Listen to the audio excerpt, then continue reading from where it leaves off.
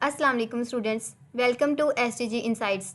आज हम MTH fall 2025 की असाइनमेंट नंबर 1 करने जा रहे हैं, जिसके टीचर डॉक्टर मोहम्मद ज़ुबैर हैं। असाइनमेंट सोल्यूशन स्टार्ट करने से पहले आपसे एक छोटी सी रिक्वेस्ट है कि आप मेरे चैनल एसटीजी इनसाइट्स को सब्सक्राइब ज़रूर करें। स्टूडेंट्स, आप सब जानते हैं मैथ टाइप पर मैथ करना सच में एक मुश्किल काम है। इतनी मेहनत हम सिर्फ आपके लिए करते हैं, तो काइंडली वीडियो को लाइक ज़रूर किया करें, अपने फेलोज़ के साथ ज़रूर शेयर किया करें। स्टूडेंट, अगर यही असाइनमेंट आप हमसे पेयर लेना चाहें तो दिए गए नंबर पर कांटेक्ट कर सकते हैं। इसके साथ साथ आपको सीएस के तमाम असाइनमेंट्स, जीडीबी क्विज़ेस और एलएमएस हैंडलिंग में असिस्ट किया जाता है। तो आइए स्टार्ट करते हैं हम अपनी असाइनमेंट। सबसे पहले स्टूडेंट्स, हम इंस्ट्रक्शंस देख लेते हैं। पहली इंस्ट्रक्शन में हमने देखा कि अगर आप ये असाइनमेंट सॉल्व करना चाहते हैं तो आपको अच्छी कमांड होनी चाहिए लेक्चर नंबर 1 से लेक्चर नंबर 10 तक। इसके बाद स्टूडेंट्स, हमें कहा गया है कि ये असाइनमेंट एलएमएस के थ्रू आपने सबमिट करनी है। ये असाइनमेंट ईमेल के थ्रू एक्सेप्टेड नहीं होगी। इसके बाद जो हमारे पास थर्ड इंस्ट्रक्शन है वो कि आपकी आईडी आपकी सोल्यूशन फाइल के ऊपर लिखी होनी चाहिए। नंबर 4 पर कि आपने कलर बैकग्राउंड बिल्कुल यूज़ नहीं करना सोल्यूशन फाइल में। इसके बाद स्टूडेंट, यही असाइनमेंट आपने मैथ टाइप या मैथ एडिटर में सॉल्व करनी है और मैथमेटिकल सैम्पल्स को यूज़ करना है। हमेशा की तरह जो व्यू का रूल है हमारे पास कि आपकी असाइनमेंट कॉपी पेस्टेड नहीं होनी चाहिए और ना ही ये सोल्यूशन फाइल अदर स्टूडेंट की होनी चाहिए। स्टूडेंट, आप हमेशा याद रखें कि एमटीएच के असाइनमेंट में स्टूडेंट्स को 0 मार्क्स भी दिए जाते हैं। तो असाइनमेंट सोल्यूशन आप खुद तैयार करने की कोशिश करें। इंशाल्लाह आपको स्टेप बाय स्टेप बताया जाएगा इस वीडियो में। इसके बाद स्टूडेंट, यहाँ पर ये भी आपको बता दिया गया है कि ये असाइनमेंट आपने खुद सॉल्व करनी है, क्योंकि व्यू में ऐसा कोई रूल नहीं है जिसमें ग्रुप बना दिए जाएं और आप स्टूडेंट के एक ग्रुप में बैठकर अपनी असाइनमेंट सॉल्व करें। इसीलिए आपको खुद पूरी असाइनमेंट सॉल्व करनी है। तो देखते हैं क्वेश्चन नंबर 1। क्वेश्चन नंबर 1 में हमें एक ट्रुथ टेबल कंस्ट्रक्ट करने को कहा गया है for the biconditional statement. Statement हमारे पास गिवन है, it is raining if and only if ground is wet. तो स्टूडेंट, बेसिकली ये हमारे पास दो स्टेटमेंट्स हैं। इन्हें हम डिफरेंट नेम देंगे, जैसे कि इट इज़ रेनिंग, इसे हमने पी नाम दे दिया। देन क्यू हमने असाइन कर दिया द ग्राउंड इज़ वेट। तो जैसे कि स्टूडेंट्स आपको पता है बाय कंडीशनल स्टेटमेंट में if and only if use होता है। अब हम देखते हैं कि बाय कंडीशनल स्टेटमेंट होती क्या है। बाय कंडीशनल स्टेटमेंट सिर्फ उस वक्त ट्रू होती है जब पी और क्यू सेम हो। आपने याद रखना है कि पी और क्यू सेम हो, ना कि ट्रू। तो पी और क्यू सेम कैसे हो सकते हैं? या पी और क्यू दोनों ट्रू हो हमारे पास, या फिर पी और क्यू हमारे पास फॉल्स हों। तो स्टूडेंट, इसके लिए हम sample P implies Q use करते हैं। इसके बाद हमसे ट्रुथ टेबल मांगा गया है। तो जिस तरह मैंने आपको अपनी लास्ट वीडियो में भी बताया था कि हमें जितनी वैल्यूज़ दी जाती हैं वही हमने 2 की पावर लेनी होती है। तो अगर हम 2 की पावर 2 लेते हैं तो वो हमारे पास 4 बनता है। तो इसका मतलब हमें 4 वैल्यूज़ चाहिए होंगी।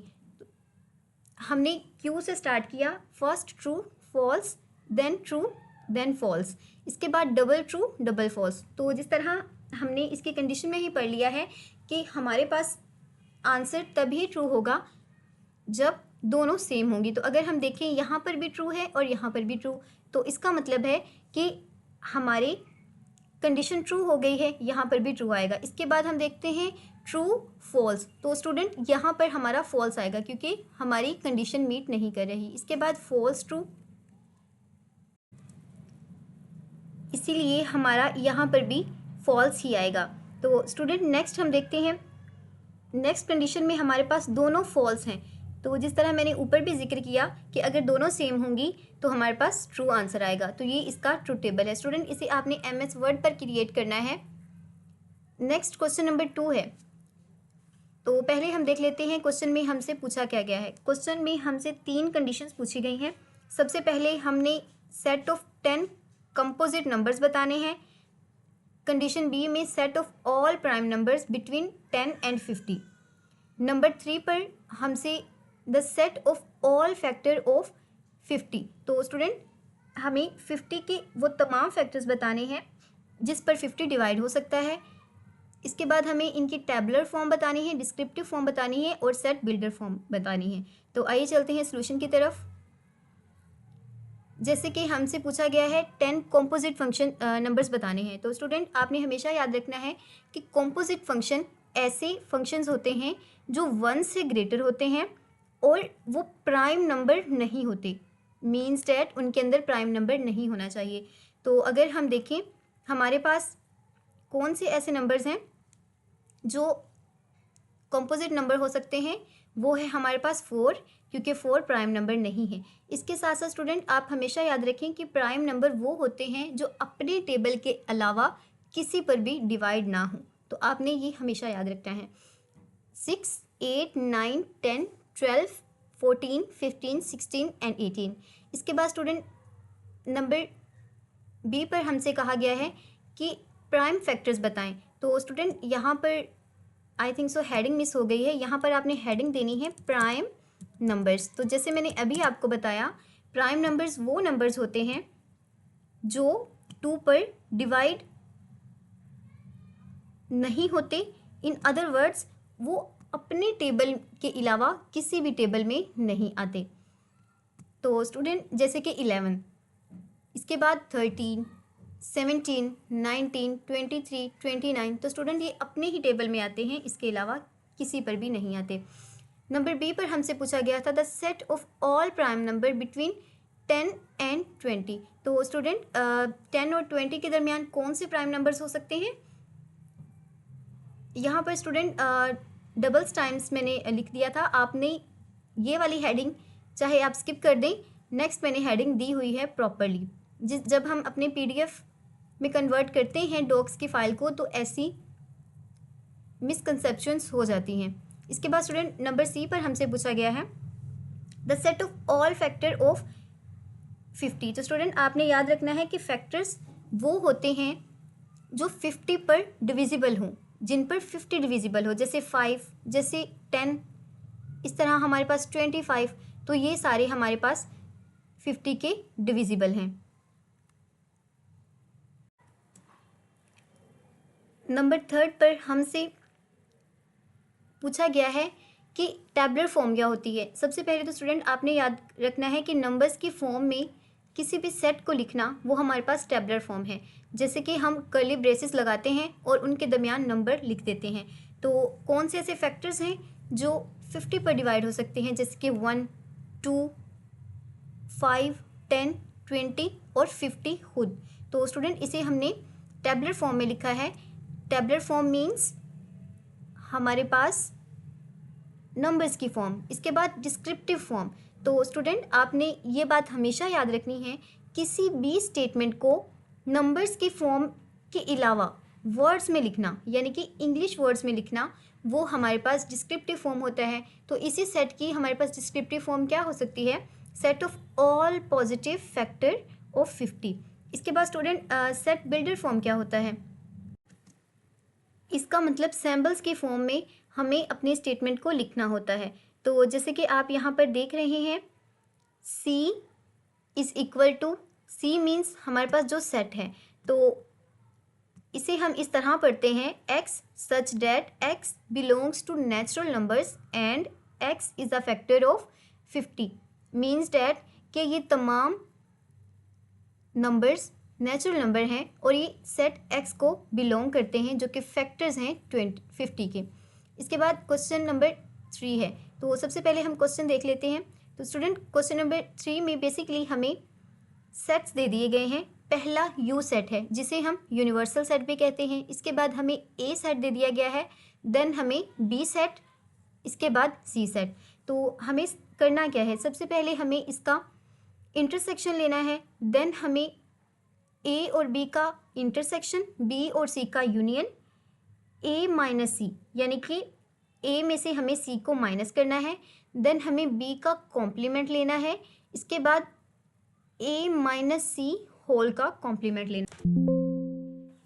क्वेश्चन नंबर 3 के सोल्यूशन के लिए हम मैथ टाइप पर चलते हैं। जैसे कि स्टूडेंट हमारे पास स्टेटमेंट है b is equal to x such that x is equals to 2p, p belongs to prime number and x smaller and equal to 12। तो स्टूडेंट बेसिकली b एक सेट ऑफ प्राइम नंबर है, जो कि prime numbers आपके पास कौन से होते हैं हमने ऊपर भी डिफाइन किया है, 2 3 5 7 अप टू सो ऑन। तो सबसे पहले स्टूडेंट हमने देखना ये है कि 2p x is equals to 2p, तो ये हमारे पास फार्मूला है। इसके बाद दूसरी हमारे पास कंडीशन क्या है, कंडीशन ये है कि x को छोटा या बराबर होना चाहिए 12 के। तो सबसे पहले हम क्या करेंगे, if p is equals to 2 then x is equals to 2 हमारे पास फार्मूले वाला, और p की जगह हम क्या पुट कर देंगे, जो फर्स्ट एलिमेंट है हमारे सेट का 2। तो जब इन्हें मल्टीप्लाई करते हैं तो 4 आता है। तो हमारी कंडीशन क्या है कि ये x से 12 से छोटा होना चाहिए, तो क्या ये है, जी हाँ। इसके बाद हम 3 को पुट करेंगे तो हमारे पास 6 आएगा, यहाँ पर भी हमारी कंडीशन फुलफिल हो रही है। इसके बाद हम p की जगह पर 3 पुट करेंगे, वो भी हमारे 5 पुट करेंगे, वो हमारे पास 10 आ रहा है। तो 10 भी हमारे 12 से छोटा है, इसीलिए कंडीशन मीट कर रही है। देन हम 7 पुट करेंगे, तो 7 पुट करने से हमारे पास 14 आता है। 14 12 से छोटा नहीं है, इसीलिए हम यहाँ पर अपने प्रोसीजर को स्टॉप कर देंगे। तो स्टूडेंट हमारे पास बी सेट क्या आया है, हमारे पास बी सेट आया है 4 6 10, ठीक है। नेक्स्ट अब हमने सी सेट के लिए भी सेम यही प्रोसीजर करना है। तो स्टूडेंट आप देख रहे हैं x सच डैट x का square minus 10x plus 21 is equal to 0। तो अब हमें इसके अंदर वैल्यूज़ पुट करके आंसर लेकर आना है। सबसे पहले तो हम ये देख लेते हैं, ये क्वाड्रेटिक इक्वेशन है, क्योंकि इसकी जो बेस जो इसकी पावर है वो हमारे पास 2 है। तो जहाँ जहाँ पर हमारा x आएगा वहाँ पर हमें इस इक्वेशन को पुट करके इसके सॉल्यूशंस निकालने हैं। तो स्टूडेंट ये हम इसके फैक्टर्स निकालते होते हैं। आपने 9th में 9th 10th even first year में भी आपने बहुत अच्छे से ये किया होगा। तो स्टूडेंट आपने जस्ट ये कैलकुलेटर से भी आप इसका निकाल सकते हैं। इसकी जो शॉर्टकट की है वो मैं आपको बता दूंगी। मोड, आपने अपने कैलकुलेटर से मोड प्रेस करना है, देन डिजिट 5 प्रेस करना है, देन 3। उसके बाद आपने ये सारी इक्वेशन लिखनी है और आपको ये सोल्यूशन सेट्स मिल जाएंगे। इसके बाद स्टूडेंट हमने इसकी वैल्यू निकालनी है। तो जिस तरह आप देख रहे हैं x -3 है, जब -3 x की राइट हैंड साइड पर जाएगा तो वो +3 हो जाएगा। नेक्स्ट स्टूडेंट x -7 है, तो जब ये हमारी राइट साइड पर जाएगा तो वो +7 हो जाएगा। तो हमने देखा कि हमारे पास c की कौन से सॉल्यूशंस आ रहे हैं या c का कौन सा सेट बन रहा है, वो है 3 और 7।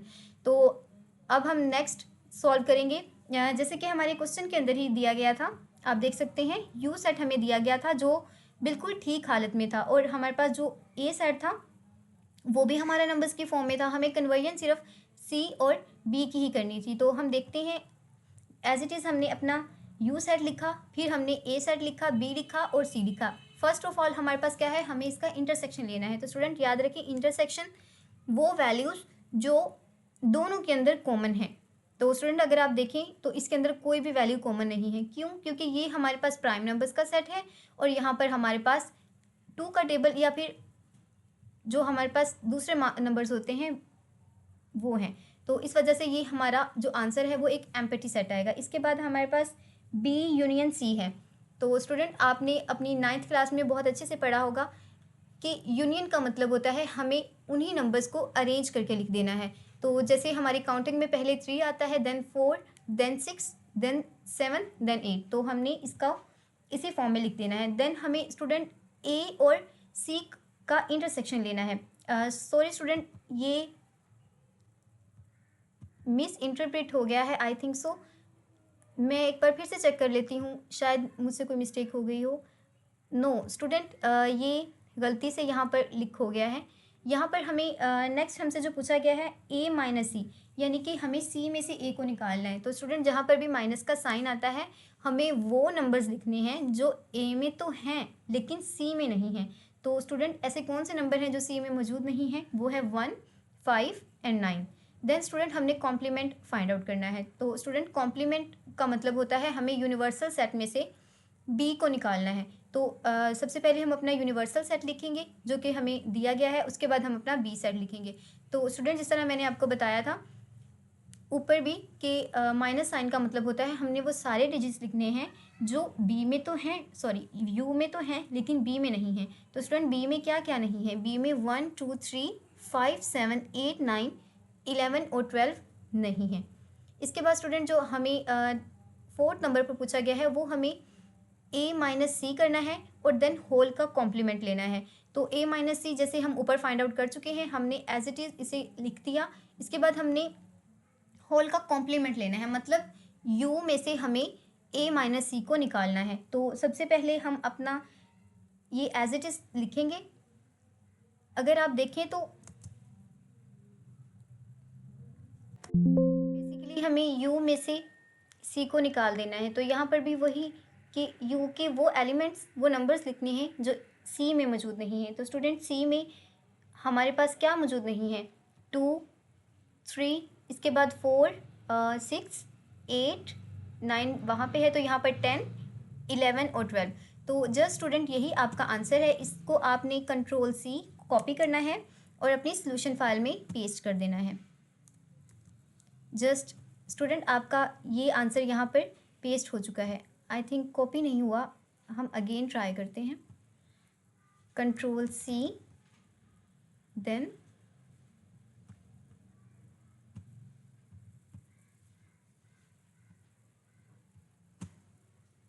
Control V। जी हाँ, तो हमारा सोल्यूशन इसके अंदर कॉपी पेस्ट हो चुका है। तो आइए चलते हैं क्वेश्चन नंबर 4 की तरफ। क्वेश्चन 4 आपका बहुत ट्रिकी है क्योंकि इसके अंदर आपको वेन डायग्राम बनानी है।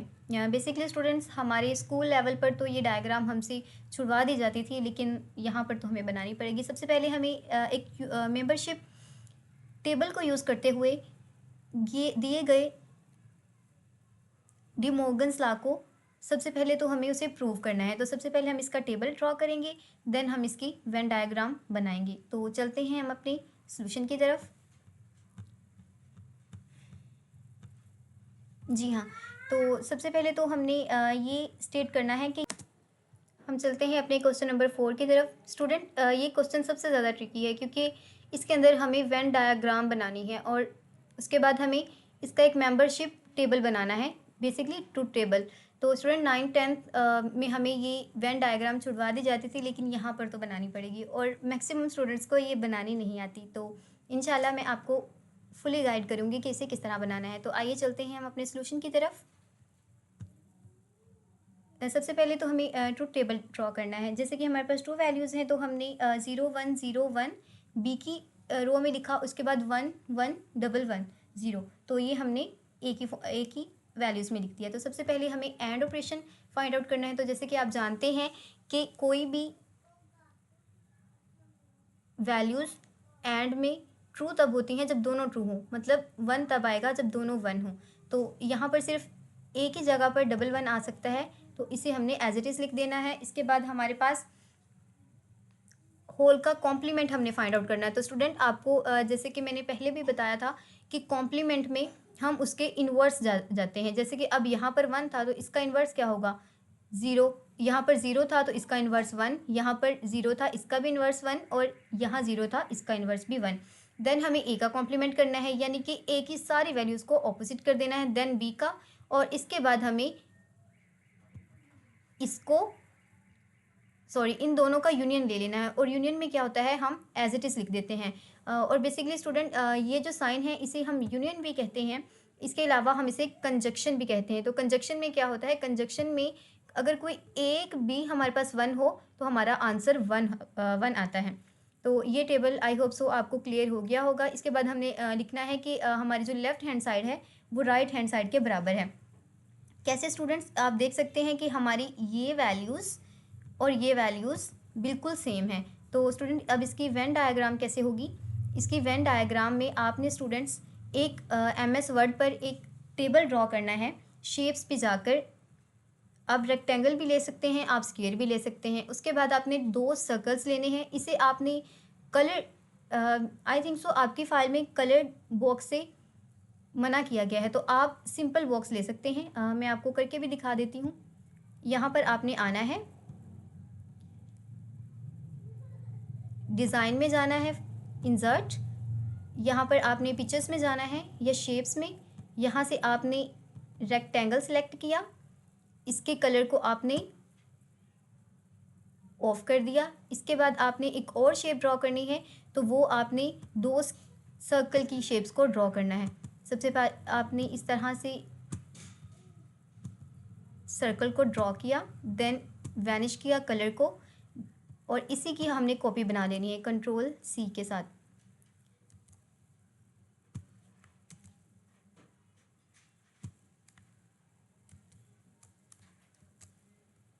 जी हाँ, तो अब हमें ये जो नया सर्कल है इसको इधर ड्रैग करके लेकर आना है। आपने इस तरह से इसे ओवरलैप कर देना है। देन स्टूडेंट, आप इसका कलर भी चेंज कर सकते हैं, इसमें कोई एज इट इज़ इतना इशू नहीं होता। इसके बाद आपने कोई भी स्ट्रेट सी लाइन लेनी है और इसको ज्वाइन करने की इस तरह से कोशिश करनी है। इसमें थोड़ा सा टाइम लगेगा आपको, क्योंकि हमारे पास MS वर्ड में ज़्यादा शेप्स अवेलेबल नहीं हैं। आप इसे draw.io में कर सकते हैं, वो बहुत अच्छा टूल है, उससे बहुत आसानी से ये हो जाता है। इसके बाद आपने ये टेक्स्ट लिखना है, जिस तरह के यहाँ पर मैंने बोल्ड फॉर्म में किया हुआ है। तो आपने यहाँ इंसर्ट पर ही जाकर एक टेक्स्ट बॉक्स लेना है, उसके बाद आपने यहाँ पर टेक्स्ट को इंसर्ट कर देना है। उम्मीद करती हूँ आपको असाइनमेंट सोल्यूशन पसंद आया होगा। मुझे अपनी दुआओं में ज़रूर याद रखिएगा। मेरे चैनल को सब्सक्राइब करें और ज़्यादा से ज़्यादा फेलोज़ के साथ शेयर करें। अगर आप यही सोल्यूशन फ़ाइल मुझसे पेड लेना चाहते हैं तो डिस्क्रिप्शन में मेरा नंबर है, आप वहाँ से रब्ता कर सकते हैं। अल्लाह हाफिज़।